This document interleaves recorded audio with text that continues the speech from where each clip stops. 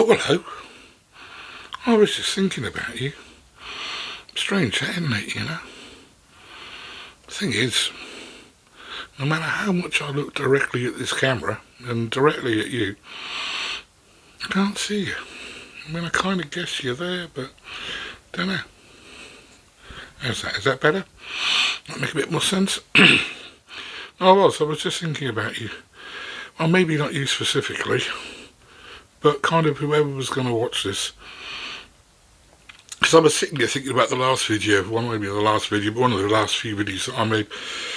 The one about neuroscience and prayer and what happens in the brain when we reach out towards something beyond ourselves. And you know what, I had this kind of nagging feeling that I hadn't really finished that conversation. I guess I told you maybe the interesting scientific part, which genuinely it is, you know. And then maybe I'll stop to the point where it gets really interesting. So, you know what, I thought I'll go and stick the kettle on, sit back down and carry on. Because, you know what, here's the thing that stayed with me after that.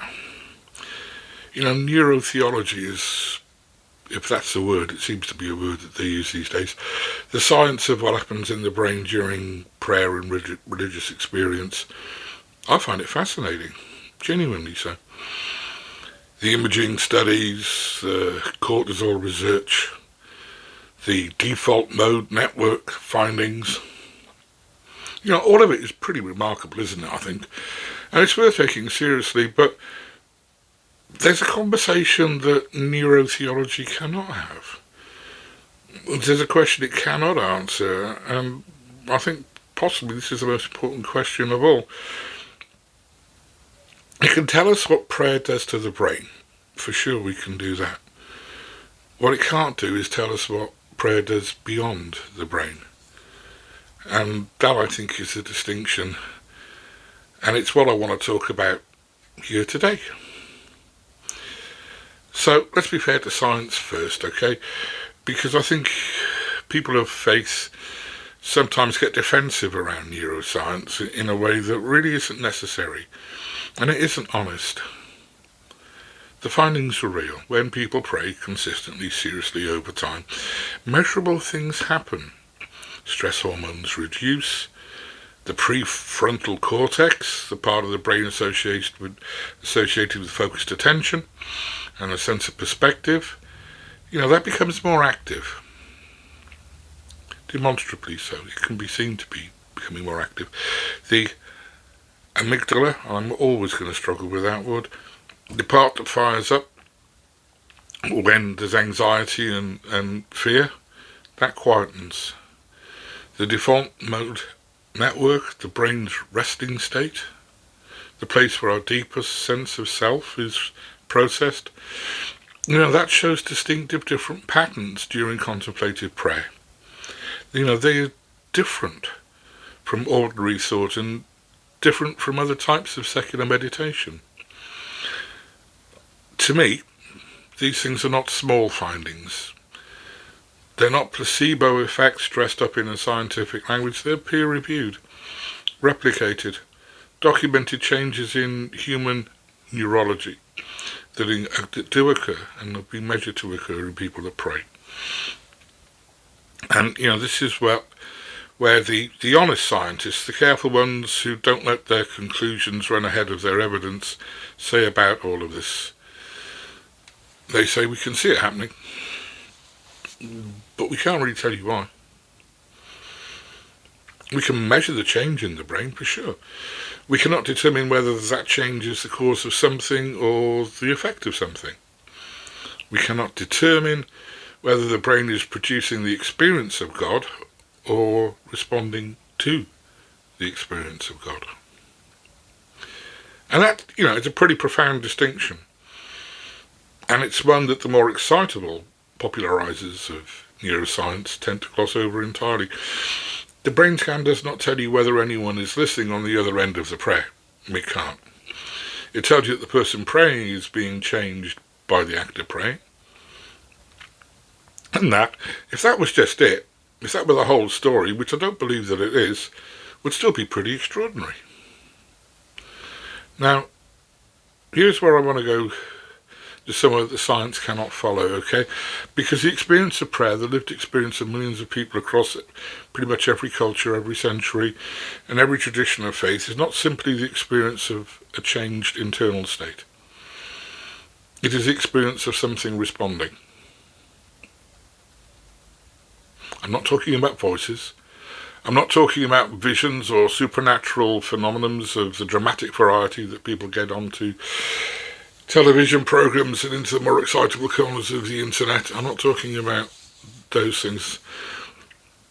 I'm not talking about something considerably more ordinary than just the considerably more ordinary.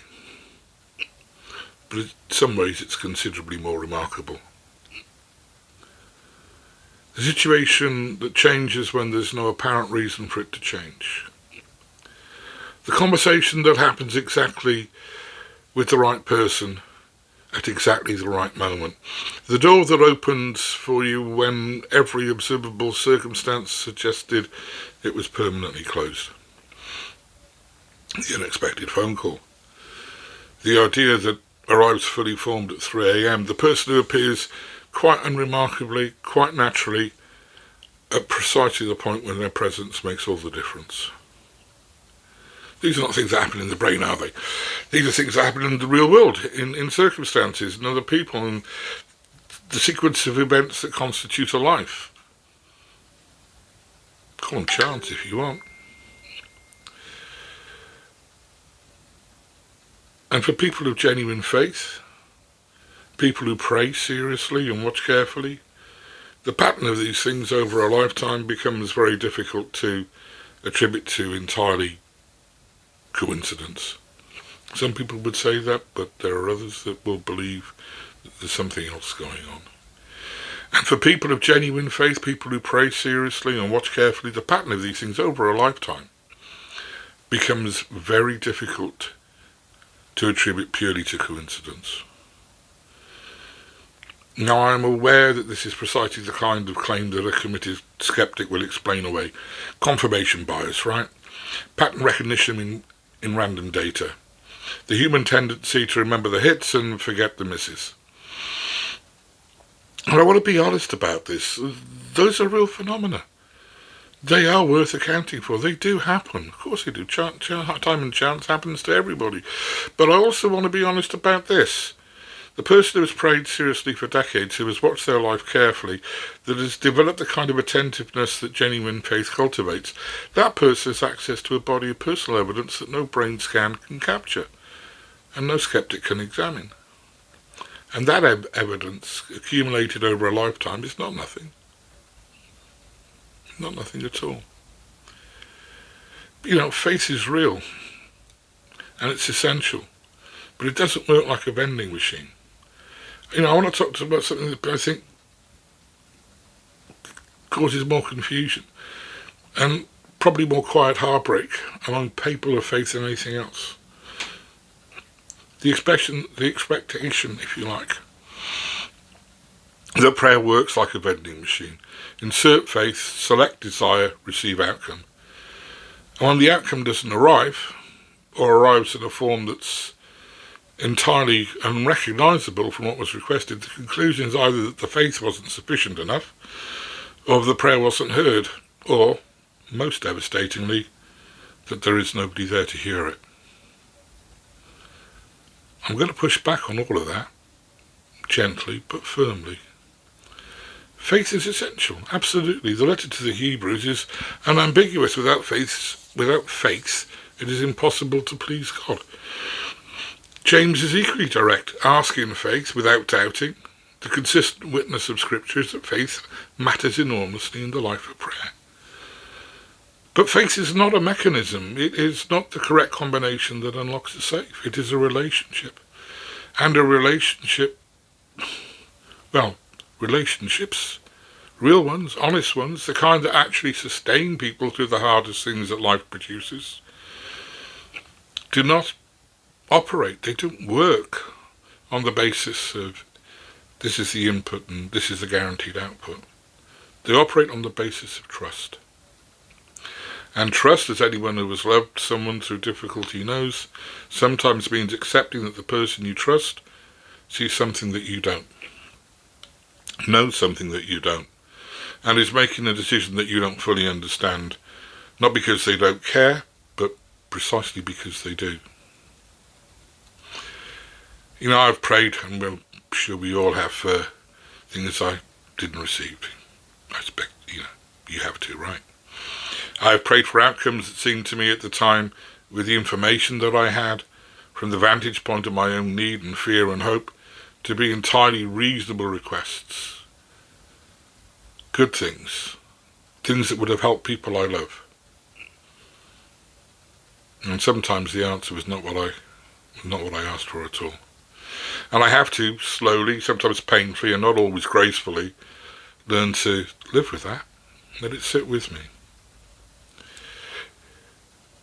Answers sometimes come in ways you don't expect. And let me tell you something about the way I've observed prayer being answered over many years. Very rarely does the answer arrive in the form that the prayer was offered. You pray for a specific outcome. The outcome that arrives is different.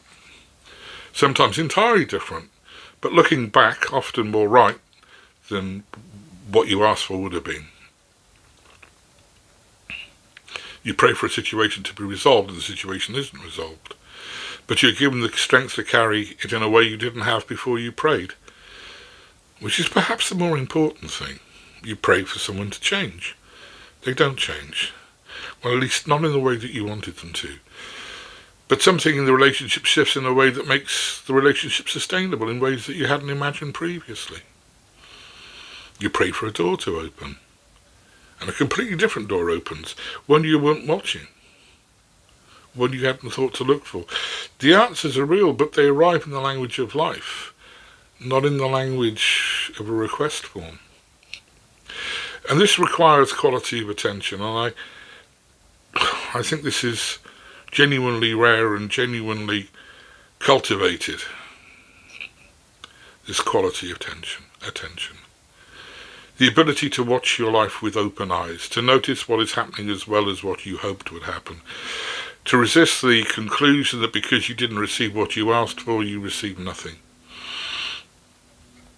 Jesus himself had asked, Jesus said, "Ask and you shall receive, seek and you shall find, knock and the door shall be opened." He didn't specify what you would receive, he didn't specify what you would find. He didn't specify which door would open. He specified that the asking, the seeking, the knocking would not be in vain. That is a promise about the orientation of prayer and its ultimate fruitfulness. It is not a guarantee of any particular outcome in any particular time frame. Because there are times when God says no. And I think now I'm going to talk about the hardest part of this conversation. Because I think it needs to be said directly and honestly and without the softening that sometimes make it sound like something other than what it is. Sometimes the answer to prayer is no. Not yet. Not in a different form. Not here as something better instead. But plain and simple, no.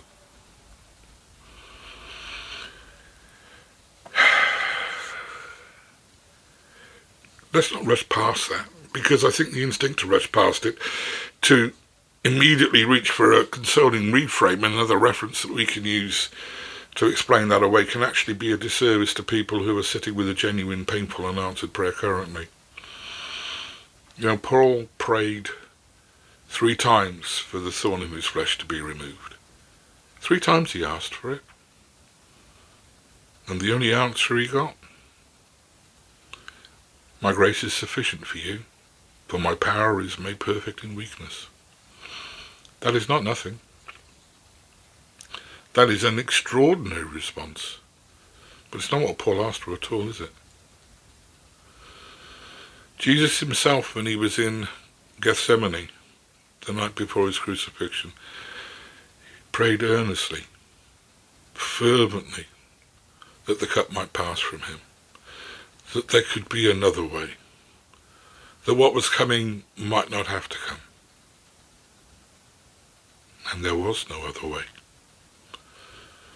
the most faithful prayer ever prayed, the most faithful person who ever lived. Jesus. There is no other way. This is what is required. So the conclusion that we can draw from that is not that prayer doesn't work, is that God, the God I believe in, the God of the Bible, the Father of Jesus Christ, is not primarily in the business of giving us what we want, and what we think we want. He's in the business of giving us what we need. And those two things, far more often than we find comfortable, are not the same. But God does know what we need. And this is the part of the theology of prayer that I find simultaneously the most challenging and the most comforting. The challenge is obvious. It requires me to accept that my assessment of what I need, formed inside my own limited, frightened, self-interested perspective, may not be correct.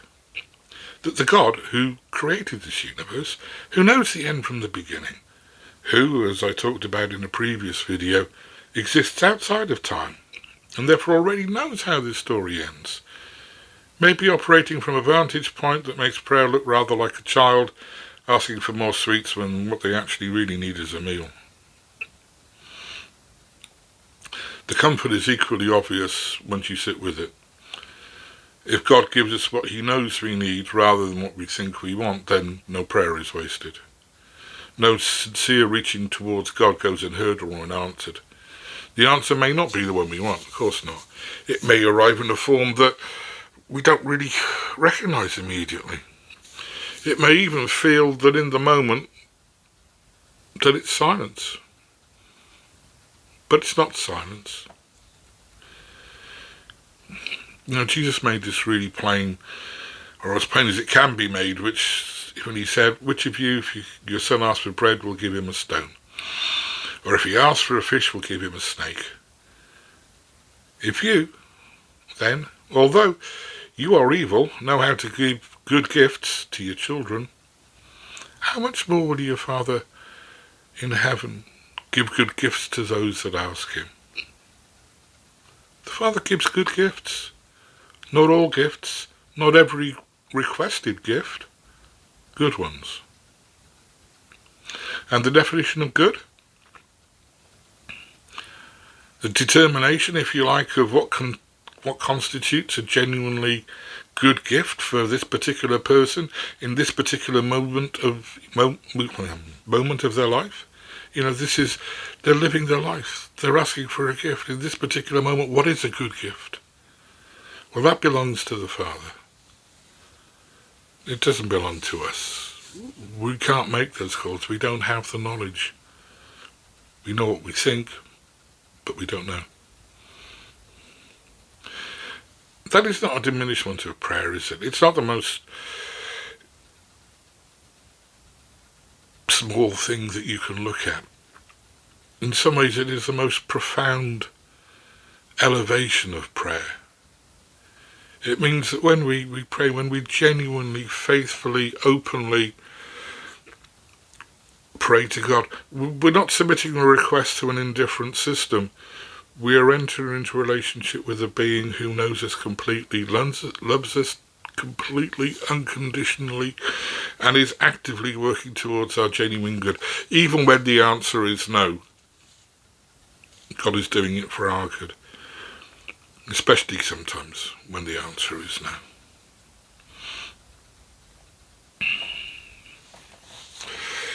Hey, so where were we? Neurotheology, right? Brain scans, the default mode network, the measurable, verifiable, genuinely fascinating evidence that prayer changes the human brain. It certainly does. All of that is real. All of that matters. And I hope the previous video on the subject gave you something useful to think about, whether you pray yourself or simply find the question interesting, academically. But it's not the whole conversation.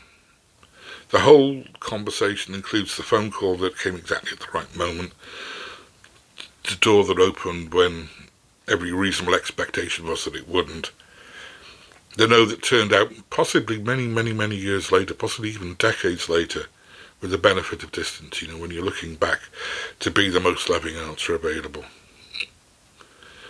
This whole conversation, it includes Paul's thorn in the flesh.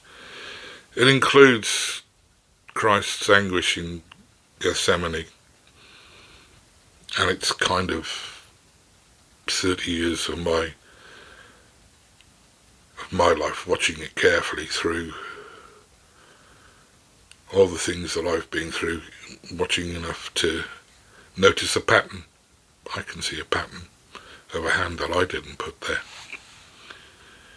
Neurotheology can measure what happens inside the person praying, and it cannot measure at all what happens on the other side of the prayer. And I believe, and I do honestly believe this with everything I have, imperfectly of course, on the good days and the difficult days alike, that something does happen on the other side of prayer, that someone is listening, and that the answer, whatever form it takes, is always oriented towards our genuine good. Even when, and perhaps especially when, it is the answer that we're hoping for. Thank you for coming back for the second part of this conversation. I'd love to know your thoughts, so please leave me some comments and enter into a dialogue and let's discuss this. These are the conversations, that are worthwhile having. God bless and see you next time. Bye now.